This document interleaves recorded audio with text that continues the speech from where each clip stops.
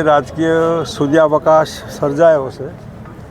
30 વર્ષથી સતત એક ચક્રી ભાજપનું જે શાસન ને પ્રજા કંટાળી છે એમાંથી એક સારો વિકલ્પ જેમાં પીપલ પાવર, લોકોની પ્રજાની શક્તિ એટલે પ્રજાશક્તિ ડેમોક્રેટિક પાર્ટી એનું કાર્યાલય અરવલ્લી જિલ્લામાં મોડાસામાં અત્યારે અમારા ડૉક્ટર સાહેબ અને રુદ્રાસિંહ દાતા સાહેબની હાજરીમાં કાર્યાલય ખોલ્યું છે. ટાઉન હોલમાં 2 શબ્દો કહીશું તો ત્યાં વિગતથી બધી વાત કરીશું. પણ શૂન્યાવકાશની પૂર્તિ માટે પ્રમાણિક પ્રયત્ન છે અમારો. લોકો ત્રાહિમામ પોકારી ગયા છે, કોઈ છે નહીં તો અમે કીધું અમે છીએ, ચિંતા નહીં કરો.